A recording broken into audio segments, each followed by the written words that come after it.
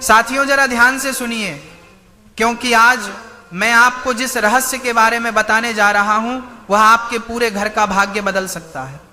हर रोज लाखों महिलाएं श्रद्धा से तुलसी माता को जल चढ़ाती हैं, पर क्या आप जानती हैं कि 3 प्रकार की महिलाएं ऐसी भी होती हैं जिन्हें भूल कर भी तुलसी में जल नहीं चढ़ाना चाहिए।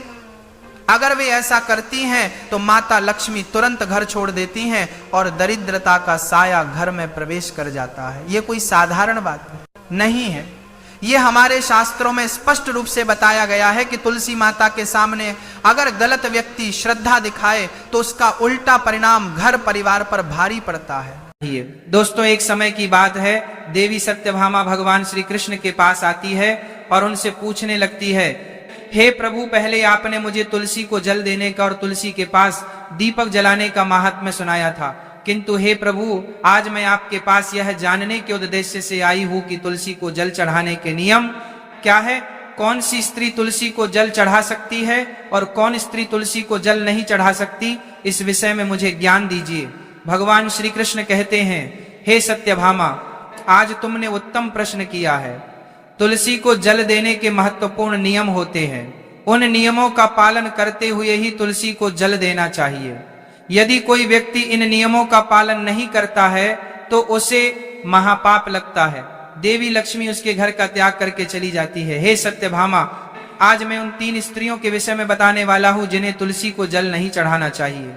इन स्त्रियों को तुलसी को जल देने का कोई शुभ फल प्राप्त नहीं होता है, उल्टा इनके द्वारा तुलसी को जल चढ़ाने पर उन्हें महापाप ही लगता है।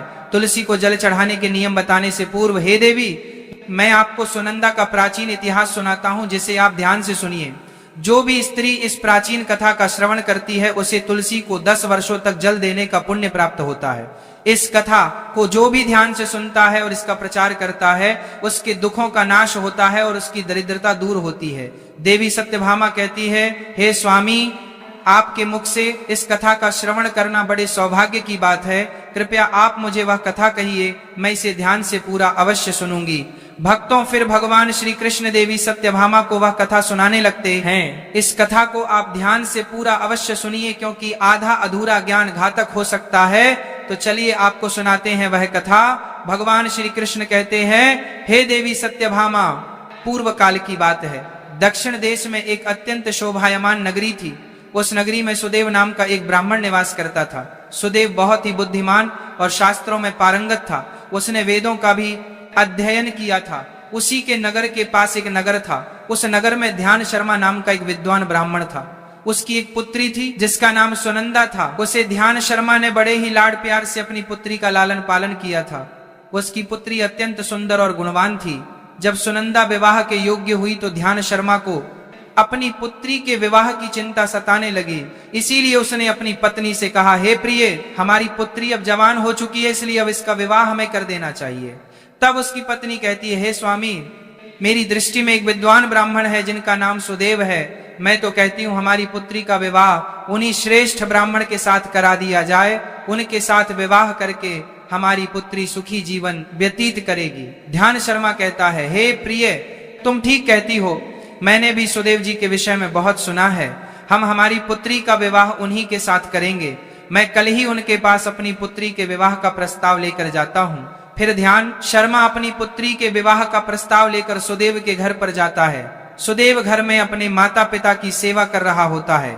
जब ध्यान शर्मा सुदेव को अपने माता पिता की सेवा करते देखता है तो उसे बड़ा आनंद होता है।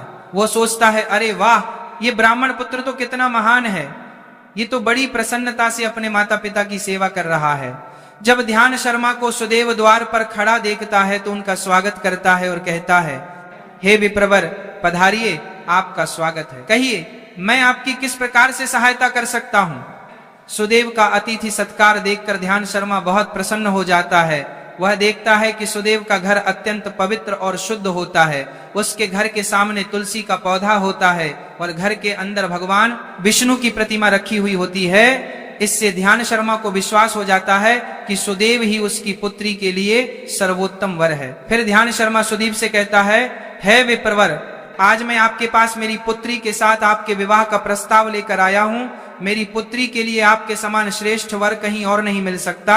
सुदेव के माता पिता भी ये बात सुनकर प्रसन्न हो जाते हैं और सुदेव को विवाह के लिए मान लेते हैं। फिर सुदेव भी विवाह के लिए तैयार हो जाता है। विवाह का मुहूर्त तय किया जाता है और एक पवित्र स्थान पर सुदेव और सुनंदा का विवाह संपन्न किया जाता है।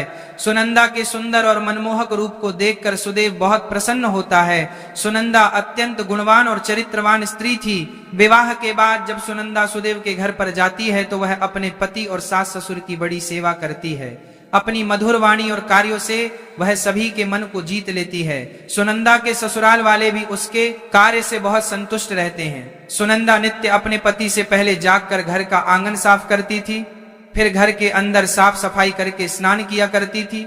स्नान करके वह नित्य तुलसी को जल देती थी और फिर पूजा घर में जाकर भगवान विष्णु और मां लक्ष्मी की पूजा किया करती थी। फिर भोजन बनाकर उसमें तुलसी पत्र डालकर भगवान विष्णु को भोग लगाया करती। उसके बाद वह अपने पति को भोजन कराकर फिर खुद भोजन किया करती थी। रात को वह पति के चरण दबाकर उसके सो जाने के बाद सो जाया करती थी। सुनंदा के अंदर एक पतिव्रता नारी के सभी लक्षण थे और वह अपने पति को ही परमेश्वर मानकर उनकी सेवा करती थी। सुनंदा ने कभी अपने पति के अलावा अन्य पुरुष के विषय में विचार नहीं किया। वह सत्य धर्म का पालन करने वाली और धर्म कार्य करने वाली पवित्र स्त्री थी। उसने कभी कोई अशुभ कार्य नहीं किया। सुनंदा के ऐसे सात्विक और सरल स्वभाव को देखकर मां लक्ष्मी भी उस पर मेहरबान थी। मां लक्ष्मी स्वयं चलकर उसके घर में आकर निवास करने लगी, जिससे सुनंदा के जीवन में सुख समृद्धि और भी अधिक बढ़ गई। भगवान श्री कृष्ण कहते हैं, हे देवी सत्यभामा, देवी लक्ष्मी उन्हीं स्त्रियों पर अपनी कृपा दृष्टि बनाए रखती है जो पतिव्रता होती है और जो सत्य धर्म का पालन करती है। सुनंदा के अंदर वे सभी लक्षण थे जो एक श्रेष्ठ पतिव्रता नारी के अंदर होने चाहिए। लेकिन आगे मैं तुम्हें बताऊंगा कि सुनंदा की एक भूल के कारण देवी लक्ष्मी उसके घर को त्याग कर कैसे चली गई। एक दिन सुनंदा का पति अत्यंत कामातुर होकर सुबह स्नान करने के पश्चात सुनंदा के पास आया और उसने सुनंदा के साथ शारीरिक संबंध स्थापित किया, जिससे सुनंदा का शरीर अपवित्र हो गया। लेकिन सुनंदा का मन भी काम के प्रभाव में ही था, इसीलिए वह अपने नित्य नियम को भूल गई। उसने पति के साथ संबंध बनाने के बाद बिना स्नान किए ही तुलसी को स्पर्श किया और उसे जल दिया, जिससे सुनंदा के शरीर में महामोह ने प्रवेश कर लिया। सुनंदा के सारे इंद्रियां तिलमिला उठे। सुनंदा के शरीर में महामोह ने प्रवेश करते ही देवी लक्ष्मी ने सुनंदा के घर को त्याग दिया और लक्ष्मी उस स्थान से चली गई। तब से सुनंदा के शरीर में निवास कर रहे उस महामोह ने उसे सभी धार्मिक कार्यों से वंचित कर दिया। इसका विपरीत प्रभाव सुनंदा के पति पर भी पड़ा और वह भी सदा कामातुर होकर सुनंदा के साथ विहार करने लगा। उसका मन सदैव ही काम वासना में लगा रहता था।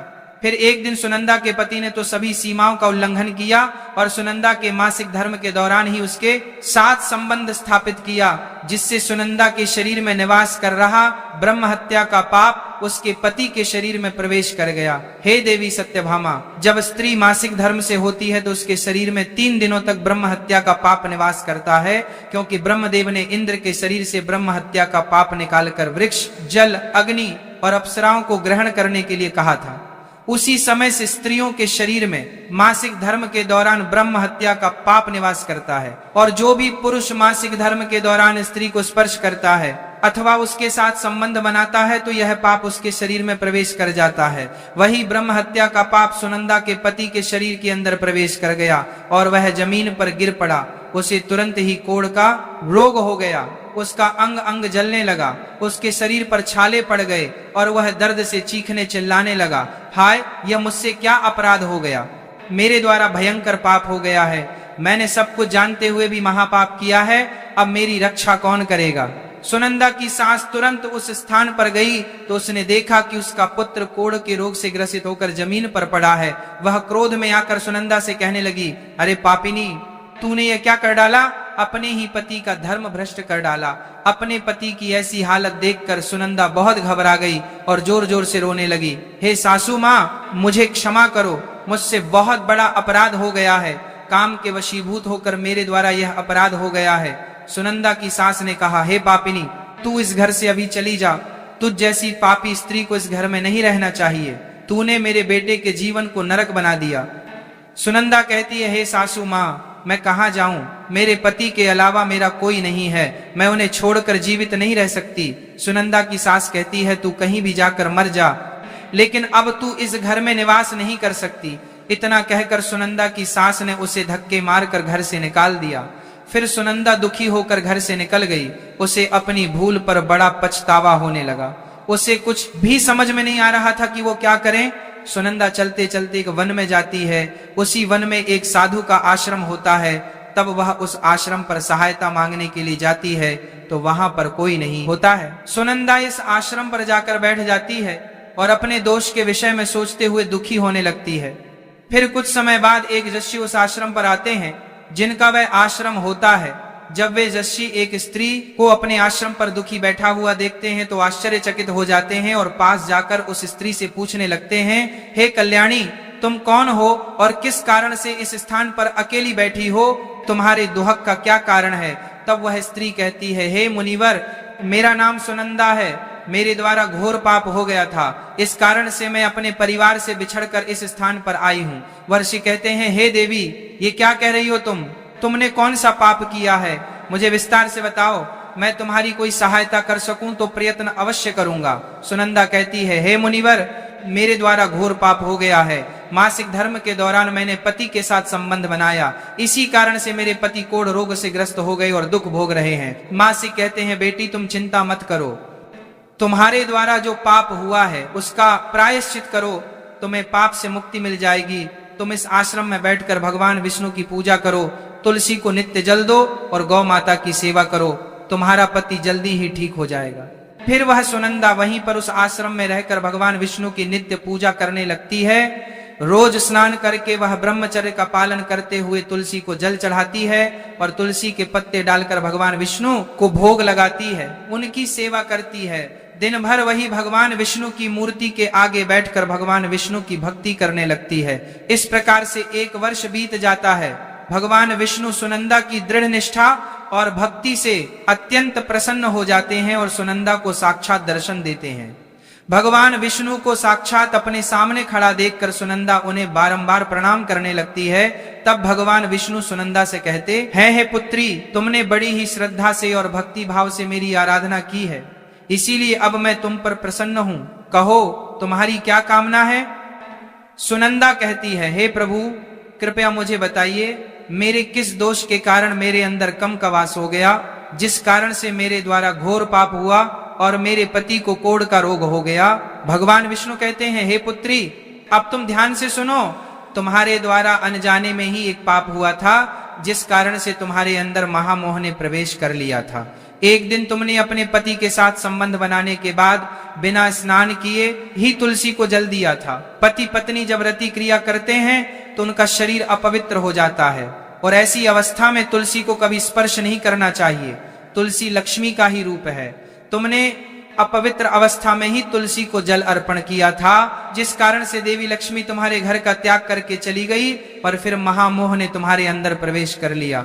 उस महामोह के कारण तुम्हारे और तुम्हारे पति के अंदर कम का प्रभाव अधिक बढ़ गया और मासिक धर्म के दौरान स्त्री के साथ संसर्ग होने के कारण तुम्हारे पति को कोढ़ का रोग हो गया था।